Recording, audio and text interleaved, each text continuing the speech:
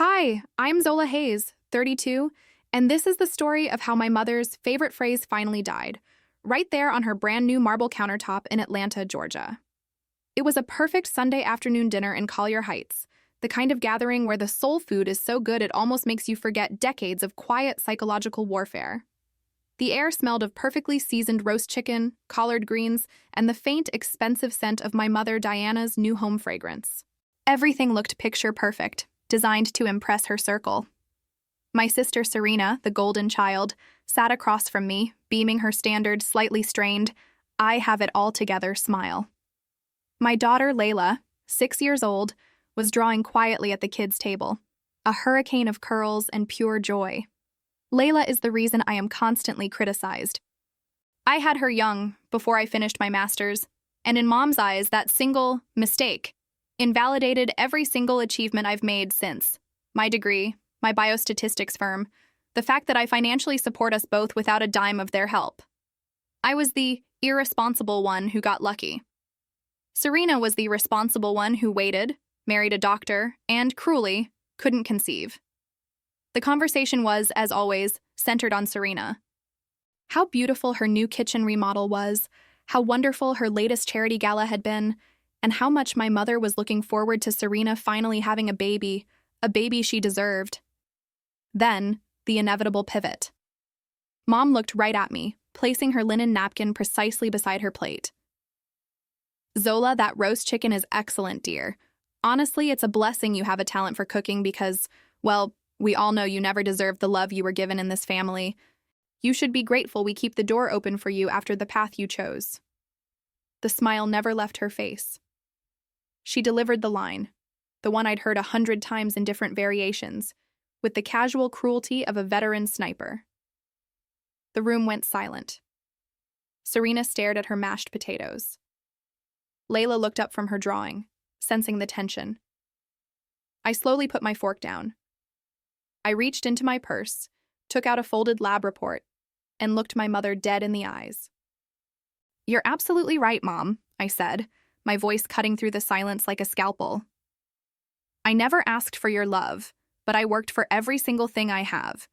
And speaking of things that are deserved, I think it's time we talk about these test results that just came in. They explain why Serena can't conceive, why you've been afraid your whole life, and why Layla is the only one at this table who is truly safe. If your family has ever tried to break you down right before you unveiled the checkmate move you've been planning for years, tell me where you're watching from tonight in the comments. And if you're ready to see how one mother's fear turned into a daughter's forgiveness, go ahead and hit that like button, subscribe for more truths, and turn on the notification bell so you don't miss the rest of this story. Because what happens next changes everything." My mother's face went white, the color draining so fast it was physically startling.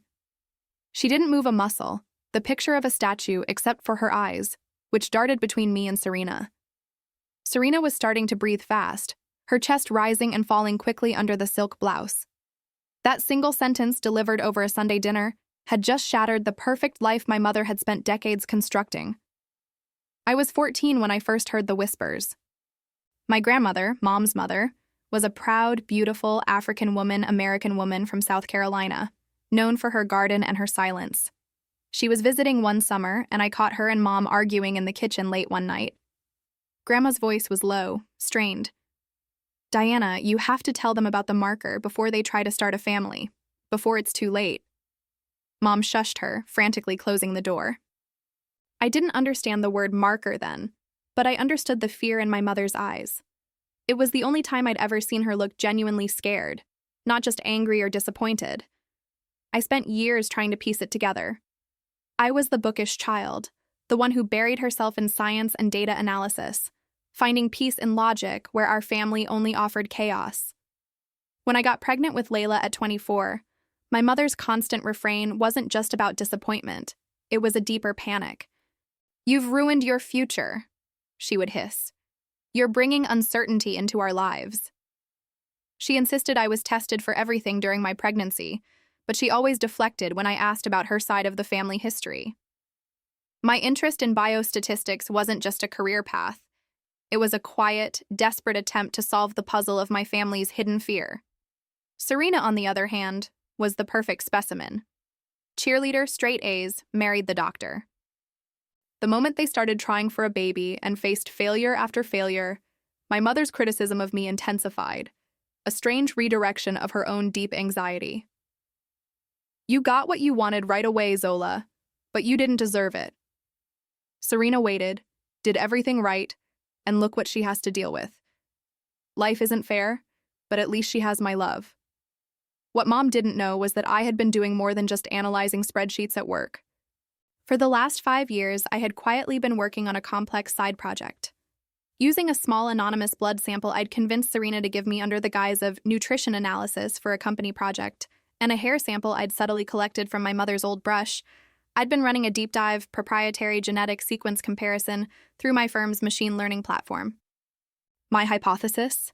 A rare autosomal recessive genetic condition prevalent in our specific ancestral line that makes conception or successful implantation nearly impossible for carriers, and highly risky for non-carriers with a carrier partner.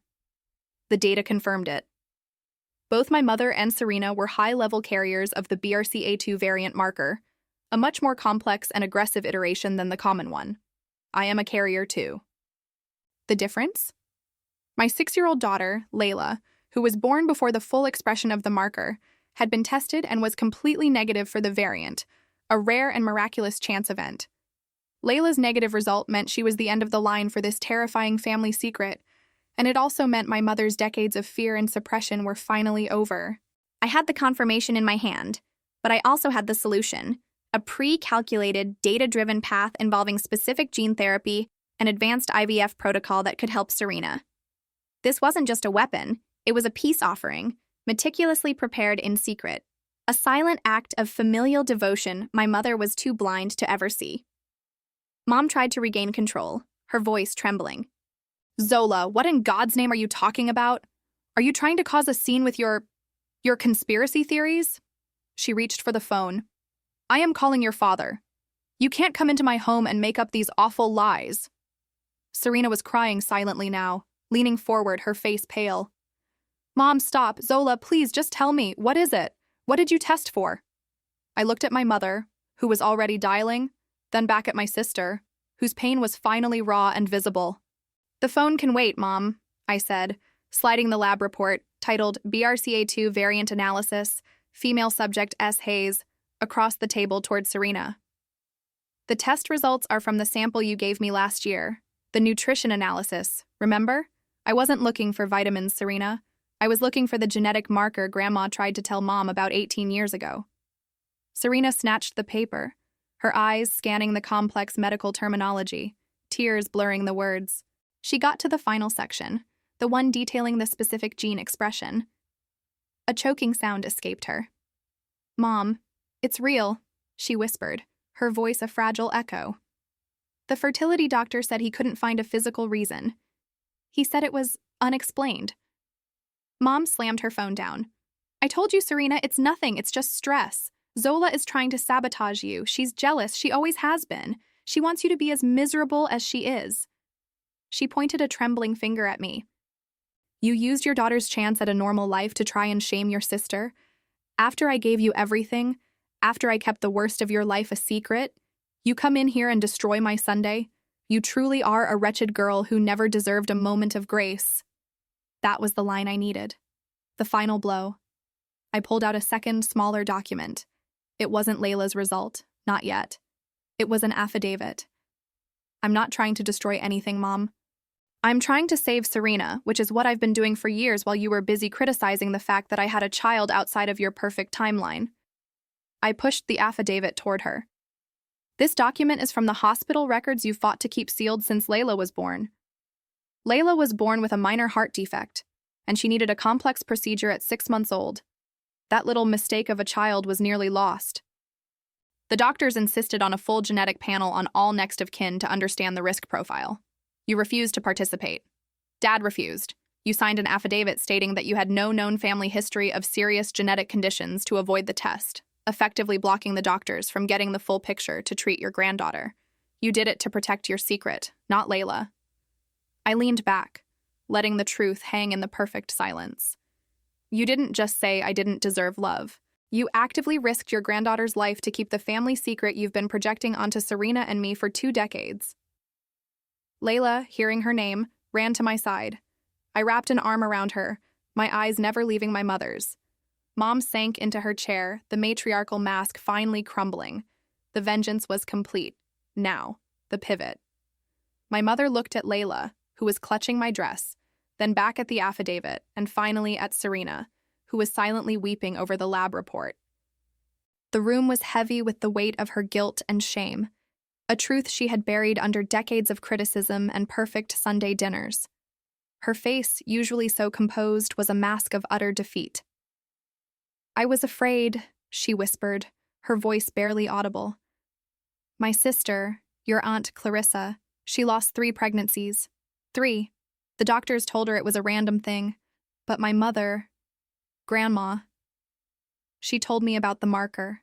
She said I had to tell you girls, but I couldn't. I couldn't face the idea that my perfect Serena couldn't have the one thing she wanted. And when you, Zola, got pregnant and were in the hospital, I panicked. I thought they would find out. They would blame me. And I thought if I just denied it, it would go away. I have lived my whole life terrified that I passed this on. I couldn't see past my own fear. I thought if I pushed you to be perfect, Serena, maybe the universe would reward you and skip the marker."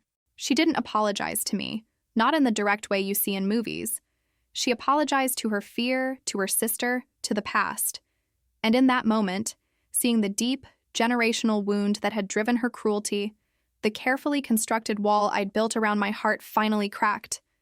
My vengeance wasn't about destroying her, it was about forcing the truth into the light so we could all finally heal.